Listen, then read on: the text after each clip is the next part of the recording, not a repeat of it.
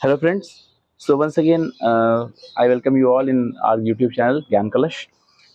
जैसा कि हम लोग हमने पीईटी 2023 जो कि पेपर हमारा होने वाला है, उसके प्रीवियस ईयर पेपर्स हम लोग कर रहे थे। 2 पार्ट हम लोगों ने किया था छोटा-छोटा।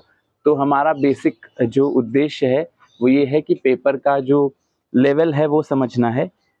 तो इसमें चलो फिर से देखते हैं, 50 सवाल हम लोग पिछले 2 वीडियोज़ में कर लिए हैं, आगे देखते हैं। देखो अब यहाँ से सवाल आपके शुरू होते हैं, ये आपके एमसीक्यूज़ हैं जो कि करंट अफेयर्स पे बेस्ड हैं, ठीक है? जैसे कि कोवैक्स के अंतर्गत कोविड-19 की मुफ्त वैक्सीन पाने वाला पहला देश कौन-सा है? अंतरिक्ष में जाने वाली भारतीय मूल की दूसरी महिला अंतरिक्ष यात्री कौन है? उस भारतीय महिला का नाम क्या है जिस पर हाल ही में डोपिंग के लिए 2 साल का प्रतिबंध लगा है? अब देखो बात ये है कि 10 सवाल आपके करंट अफेयर्स के हैं, ठीक है? आपको वेटेज एग्ज़ैक्टली पता होना चाहिए कि किस सेक्शन से कितने सवाल आपके पूछे जाने वाले हैं, ठीक है? तो देखो करंट अफेयर्स का क्या है कि कई बार करंट अफेयर्स मतलब मैं कहूँगा कि बहुत ही अनसर्टेन सेक्शन होता है, ठीक है? हो सकता है बहुत कुछ पढ़ के गए उसमें से आपको 5-6 सवाल ही मिले, हो सकता है आप लिमिटेड पढ़ के गए उसमें से आपको 5-6 सवाल मिल जाएँ। तो ये देखो डिपेंड करता है। मेरा ये है देखो मैं ये मानता हूँ कि बहुत ज़्यादा आपको उसमें इधर-उधर करने की ज़रूरत नहीं होती है, ठीक है? अगर आप किसी एक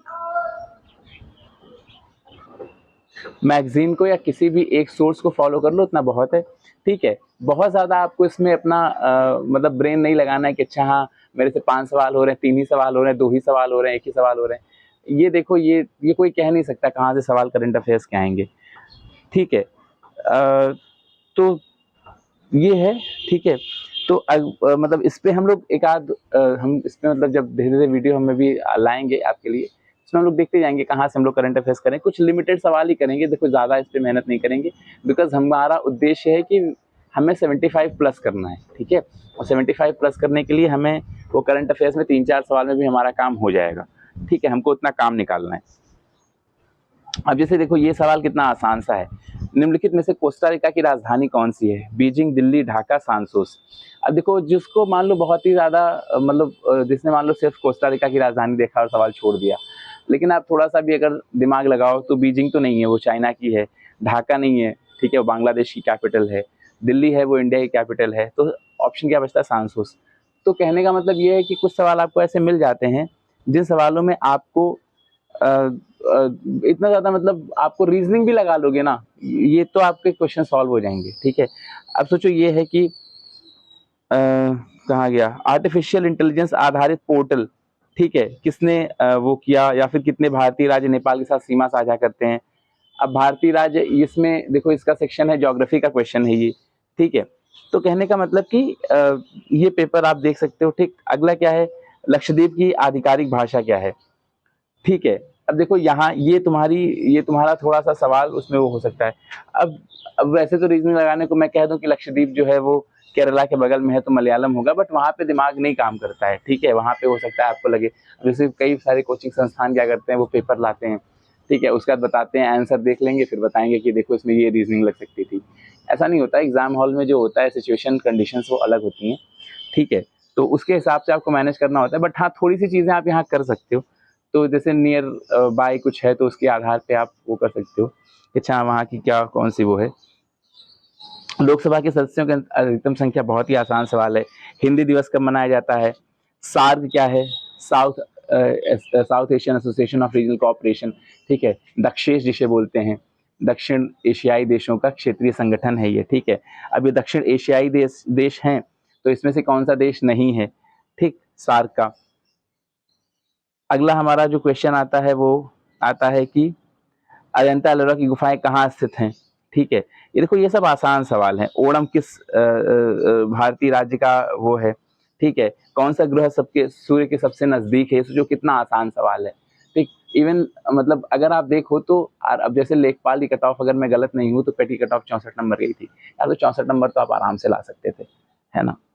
नोबेल पुरस्कार जीतने वाले सर्वप्रथम एशियाई कौन थे? अब इसमें देखो ये कई बार हो सकता है आपको कि इतना बड़ा फैक्ट आपको ना पता हो, बट इसमें भी रीजनिंग आप लगा सकते हो। जैसे देखो अब अगर आपको क्रोनोलॉजी पता है कि अच्छा कौन कब था, अब सोचो रविन्द्रनाथ टैगोर जो थे वो स्वतंत्रता से पहले के थे, राजीव गांधी स्वतंत्रता के बाद के थे, ठीक है, तो आप कम से कम इसमें ये बता सकते हो, और दोनों को ही मतलब नोबेल पुरस्कार राजीव गांधी को नहीं मिला है ऑब्वियसली, तो इसमें से ये ऑप्शन कट गया, तो आपके 3 ही ऑप्शन बचते हैं। ठीक है, तो इस तरह से मतलब आप एक ऑप्शन 2 ऑप्शन भी एलिमिनेट कर सकते हो। ठीक है, ये है आपका अपठित गद्यांश। ठीक है, इसमें से आपके 5 सवाल आते हैं, ये बहुत ही आसान होता है। ठीक है, इसको हम लोग इसको आप प्रैक्टिस करो और सोचो ऐसे 2 गद्यांश आएंगे, 10 नंबर का आपका सीधा जुगाड़ है। ठीक, तो कहने का मतलब अगर आप 3 सेक्शन सिर्फ कर लेते हो, मैथ्स का जो सेक्शन आता है, जो आपका ये दूसरा हिंदी का सेक्शन आता है 15 नंबर का, 5 नंबर का ग्रामर और 10 नंबर का ये, और 5 नंबर की इंग्लिश, तो आपके लगभग 50 नंबर बन जाएंगे। 50 में से अगर आप 40-42 नंबर ले आते हो, तो जो आपका 65-70 का आंकड़ा है वो आराम से आप टच कर सकते हो। ठीक है, तो मतलब जीएस पे आपको ठीक है ध्यान देना है, बट ऐसा नहीं कि एक्सेसिव आपको उसी पे ध्यान देना है, थोड़ा स्ट्रेटेजिकली पढ़ना है। ठीक है,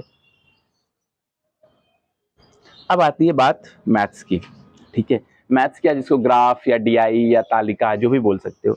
अब इसमें अगर आप सवाल देखो तो ग्राफ देखो, जब भी डीआई के क्वेश्चंस आते हैं तो डीआई के अलग अलग तरीके होते हैं। कभी कभी बार ग्राफ आ सकता है, पाई चार्ट आ सकता है, जैसे इसमें आपका जो रेखीय ग्राफ है, ठीक है, लीनियर ग्राफ वो दिया गया है, ऐसा ग्राफ आ सकता है। तो ग्राफ के अलग अलग तरीके होते हैं, कोई सा भी ग्राफ पूछ सकता है। तो इसमें क्या है, थोड़ा सा एक आध, मैंने पिछली बार जब मैंने पेपर दिया था तो कैलकुलेशन ज़्यादा टफ सिर्फ एक की थी, बाकी कैलकुलेशन बहुत ही आसान थी। जैसे ये सवाल आप देखो, ये ओरल सवाल आप कर सकते हो। ये क्या है, ग्राफ में एक परीक्षा के 7 छात्रों के इतिहास और भूगोल के अंकों का अनुपात है, यानी हिस्ट्री इज टू ज्योग्राफी, यानी हिस्ट्री अपॉन ज्योग्राफी। पहला छात्र क्या है 0.65, ठीक है, हिस्ट्री अपॉन ज्योग्राफी है, अगर मैं आपको बताऊं तो ये कुछ ऐसे आएगा, history upon geography is equal to, अब आपका जो भी उसमें नंबर आता है। ठीक है, अब इसमें देखो हिस्ट्री अपॉन ज्योग्राफी में बहुत सारी, अब इसकी वैल्यू कितनी दी गई है, 0.65 दी गई है, 0.85 दी गई। अब जो अगर इसकी वैल्यू 1 से ज्यादा है तो इसका मतलब, अब देखो ये सिंपल सा मैथ्स है, अगर इसकी वैल्यू 1 से ज्यादा है तो इसका मतलब ये हुआ कि हिस्ट्री ज्योग्राफी से ज्यादा है। इसकी वैल्यू 1 से कम है तो हिस्ट्री की वैल्यू ज्योग्राफी से कम है। ठीक है, अब यही रीजनिंग आपको यूज करनी है। जो पहला सवाल क्या है, कितने छात्रों ने भूगोल की अपेक्षा इतिहास में ज्यादा अंक अर्जित किए। मैंने क्या बताया कि हिस्ट्री टू ज्योग्राफी में अगर ग्रेटर देन 1 है तो हिस्ट्री ज्यादा है। अब ग्रेटर देन 1 किस में है, 3 में है ग्रेटर देन 1, 3 है लेस देन 1। तो 3 है ग्रेटर देन 1, 3 है लेस देन 1, सॉरी 1 2 3 4, 4 है लेस देन 1। ठीक है, 7 छात्रों का है, 4 है लेस देन 1, तो जहाँ पे लेस देन 1 है वहाँ ज्योग्राफी ज्यादा है। ये क्या पूछ रहा है कि इतिहास में ज्यादा अंक, तो 3 बच्चों के यहाँ पे रेशियो 1 से ज्यादा है, तो 3 बच्चों का यहाँ पर ज्यादा होगा। ठीक है, फिर है कि छात्र भूगोल की अपेक्षा इतिहास में कम अंक। अब देखो यहाँ पे क्या लिखा है, यहाँ पे तुमने बता दिया 3, दूसरे ने पूछा कौन कौन से इतिहास में कम अंक मिले, तो जिस जिस छात्र को जो रेशियो है वो 1 से कम है, वो छात्र जो है वो 1 से कम अंक मिलेगा। अब देखो यही सवाल बता, अब ऐसा नहीं कि आपको इतनी बेसिक मैथमेटिक्स नहीं आती है, आपको आती है। ठीक, अब कोचिंग वाले क्या करते हैं कि वो आपको यही सवाल लगवाने के लिए 2 घंटा लगाएंगे, आपके पास इतना टाइम नहीं होगा। ठीक है, ऐसा नहीं कि आप सब कुछ सवाल उसको बोर्ड पे लिख के और इसे करके कर सकते हो। आपको एग्जाम में 20-25 दिन बचे हैं, तो आपको इतनी मैथमेटिक्स आई होप कि आती है। ठीक है, फिर अगला सवाल क्या है, भूगोल में 3 से 4 के मध्य अंक की प्रतिशत बढ़त कितनी है। अब देखो जब भी परसेंटेज की बात होती है ना, तो रेशियो में आपको पता है, इस सवाल में हो सकता है आप कंफ्यूज हो सकते हो, तो आप एग्जाम्पल ले सकते हो। जैसे मान लो अगर आप हिस्ट्री का सवाल, मान लो कि हिस्ट्री के मार्क्स 100 हैं, तो ज्योग्राफी के मार्क्स उसी हिसाब से वेरी करेंगे। ठीक है, अगर आप मान लो हिस्ट्री के सवाल आप मार्क्स आप 500 ले लेते हो, तो उसके हिसाब से ज्योग्राफी के मार्क्स वेरी करेंगे, है ना। तो कहने का मतलब यहाँ पे आप परसेंटेज नहीं निकाल सकते हो। ठीक है, फिर अधिकतम अनुपात और न्यूनतम अनुपात का अंतर, बहुत ही आसान सवाल, कुछ सब्ट्रैक्शन करना है। अधिकतम अनुपात कितना है 1.55, न्यूनतम अनुपात कितना है 0.35, दोनों का डिफरेंशिएशन कितना होगा 1.20। कितना आसान सवाल है। ठीक है, छात्र 4 को भूगोल में 60 अंक मिले, हिस्ट्री में कितने नंबर हैं, छात्र 4 के हैं 1.25 रेशियो, हिस्ट्री अपॉन ज्योग्राफी मैंने बता दिया। अगर इसको भूगोल में 60 अंक मिले हैं, भूगोल में आप 60 रख लो, हिस्ट्री अपॉन ज्योग्राफी में 1.25, 60 इंटू 1.25 आपका 75 सही आंसर हो जाएगा। तो मतलब ये अगर आप एसएससी के पेपर देते हो तो यह सवाल 5 आप ओरल कर सकते हो। ठीक है, अगला क्वेश्चन क्या है, ये आपको ग्राफ दिया गया है, आपसे पूछा है कि क्वेश्चंस पूछे हैं। कच्चे ऊन का उत्पादन है अलग अलग सालों में, ठीक है, मीट्रिक टन में।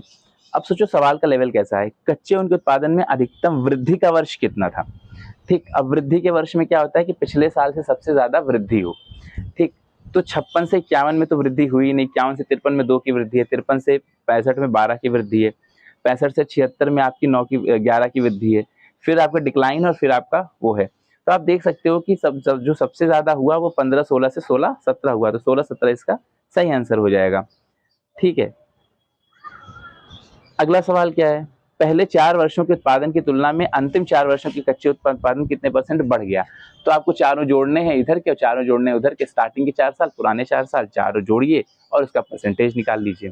कि अब देखो इसमें कई बच्चे परसेंटेज में कंफ्यूज हो जाते हैं कि अच्छा हाँ, किस वाले को ऊपर रखें किसको नीचे रखें। जैसे मान लो मैं कहूँ कि एक्स वाई का कितना परसेंटेज है, ठीक है, या वाई एक्स का कितना परसेंटेज है।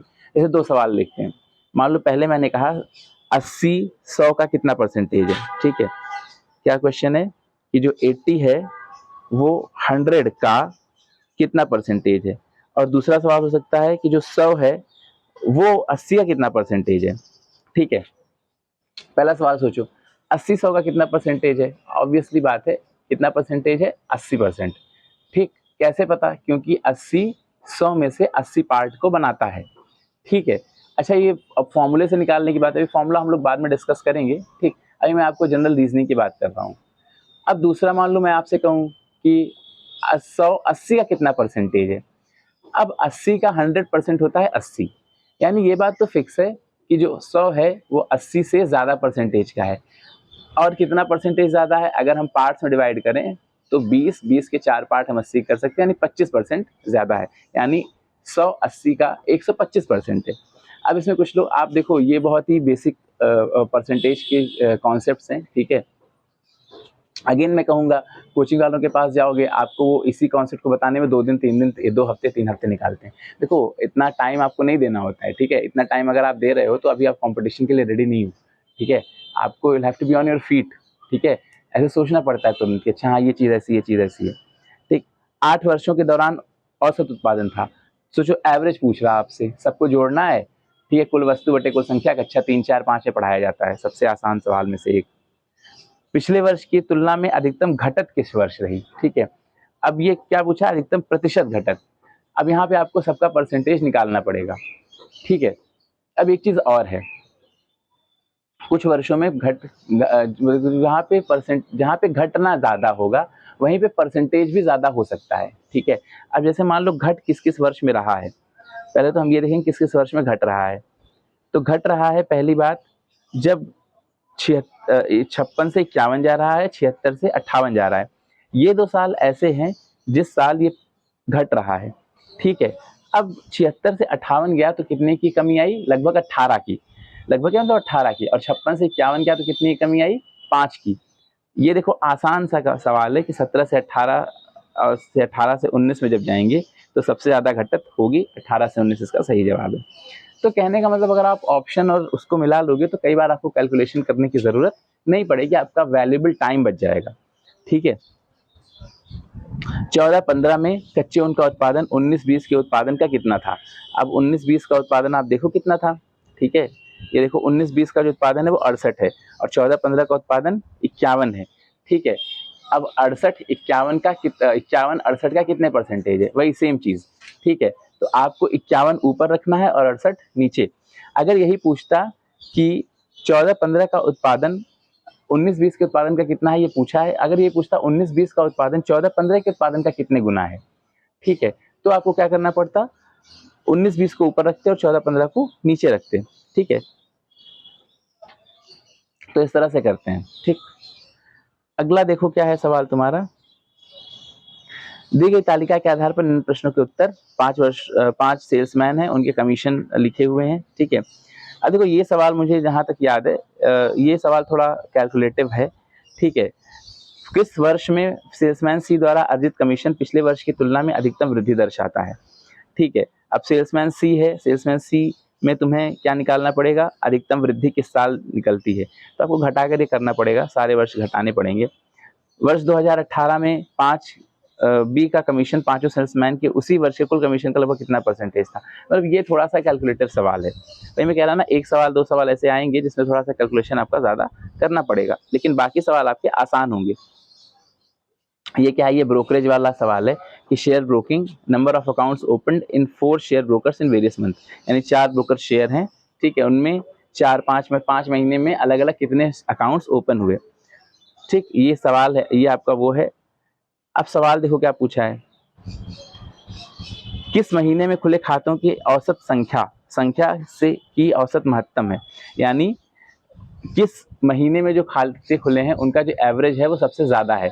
आपको 5 महीने दिए गए हैं, 5वें महीने में आपका एवरेज निकालना है। ठीक है, आपसे देखो दो तरह से, दो डिमेंशन में डेटा है, एक मंथ वाइज डेटा है, एक कंपनी वाइज डेटा है। तो या तो आपसे कंपनी वाइज सवाल पूछेगा या तो आपसे मंथ वाइज सवाल पूछेगा। ठीक है, अगला क्या है, अगस्त में खुले खातों की संख्या जून में खुले खातों की संख्या से कितने प्रतिशत कम या ज्यादा थी। देखो बहुत ही आसान सवाल है ये। ठीक है, अब अगर आप एक ट्रेंड देखो तो बेसिकली आपसे जो इसमें सवाल पूछ रहा है वो आपसे परसेंटेज के सवाल पूछ रहा है कि एक्स जो चीज़ थी वो वाई से कितने परसेंटेज कम या कितने परसेंटेज ज़्यादा है। तो अगर आप ये तरह के सवाल पढ़ लेते हो तो आपके इसमें से 3-4 सवाल आपके डीआई में से बन जाएंगे। किस शेयर ब्रोकर में खुले खातों की संख्या महत्तम है। ठीक है, ट्रेडबुल में खुले खातों की संख्या का औसत शेर खान में खुले खातों कितना प्रतिशत कम या ज्यादा था, एवरेज निकाल कर परसेंटेज निकालना है। ठीक है, देखो ये मैंने आपको पेपर का एक ओवरव्यू दिया है। ठीक, कहने का मतलब कई बार हम पेपर करने जाते हैं बट हमको एग्जैक्टली पता नहीं होता कि पेपर का लेवल क्या है। ठीक, तो आपको पेपर का लेवल पता होना चाहिए और जो कोचिंग्स पढ़ा रही हैं उनका भी पता होना चाहिए कि आखिर वो कितना पढ़ा रही हैं, उस चीज़ पे उतना टाइम देना है कि नहीं। अब जो करंट अफेयर्स पे, जैसे मैंने एक चीज़ देखी है, जैसे सीटेट का पेपर होता है। ठीक है, सीटेट के पेपर में कई सारे कोचिंग वाले हैं, वो ये 30 नंबर का पेडागोजी जो आता है उसको इतना पढ़ाते हैं कि उन्हें लगता है कि बस इसी में से जैसे 150 सवाल आने हैं। यार सीटेट का पेपर है, 90 नंबर लाने हैं। ठीक है, हिंदी, इंग्लिश, मैथ्स, साइंस या इन्वायरमेंटल साइंस जो भी आता है, इन्वायरमेंट आता है, ठीक है, वो भी 120 नंबर का आता है और निगेटिव मार्किंग नहीं होती है। तो अगर आपको मान लो पेडागोजी में आपने थियरी और ये सब कुछ नहीं पढ़ा है तो भी आप जनरली सवाल सही करोगे तो 8 से 10 सवाल जिसको कुछ नहीं पढ़ के गया वो भी सवाल सही कर लेगा। ठीक है, माने बाकी आपको 120 में से 80 सवाल करने हैं। ठीक, तो कहने का मतलब आप उन चीज़ों पे ध्यान दो जो चीज़ें आपके स्ट्रॉन्ग पॉइंट हैं। ठीक, वीक पॉइंट पे आप जैसे इन पेपर्स पे आपको वीक पॉइंट पे ध्यान। अब ये भी कैसा पेपर है, ये भी आपका एक प्रिलिमिनरी टाइप पेपर है। ठीक है, तो मतलब इसमें भी आपको इतना नहीं करना है कि अच्छा हाँ किसी एक सेक्शन के चक्कर में इतना कर गया कि दूसरा सेक्शन जो अच्छी वैल्यू का है वो छूट गया। ठीक है, अब जैसे हिस्ट्री की तुलना में ज्योग्राफी पढ़ना रिलेटिवली थोड़ा सा वो होता है, क्योंकि हिस्ट्री में कई बार ऐसी चीज़ें आ जाती हैं जो शायद मतलब नहीं पता होती हैं। ठीक है, क्योंकि वो वास्ट है। ज्योग्राफी क्या है, थोड़ा सा कॉम्पैक्ट है, कंपाइल्ड है। ठीक है, तो इस तरह से आपको सेग्रीगेट करना होता है। खैर, I am done for the day. ठीक है, आई होप दैट सब कुछ अच्छा चल रहा हो, आपकी प्रिपरेशन अच्छी चल रही हो। रेस्ट कई सारे बच्चे ऐसे एस्पिरेंट्स ऐसे हैं जो कि लेखपाल की डीवी के लिए भी जा रहे हैं। So I wish them all the best, और जब भी पेपर होता है अच्छे से करिए। और इसके वीडियोस मैं आपके लिए जल्दी से और लेके आऊँगा जिसमें से हम प्रिपरेशन भी, रिविजन भी कराऊंगा मैं। ठीक है, ये बेसिकली रिविजन है, और अगर आपने थोड़ा सा पढ़ के रखा है, आप रिविजन वाले वीडियोस देख लोगे तो लास्ट टाइम में बहुत हेल्पफुल होंगे। मैं टाइम कंज्यूम ज़्यादा नहीं करूँगा आपका। ठीक है, टू द पॉइंट और शॉर्ट एंड क्रस्ट। ठीक है, तो चलो फिर मिलते हैं, bye bye, tata, take care.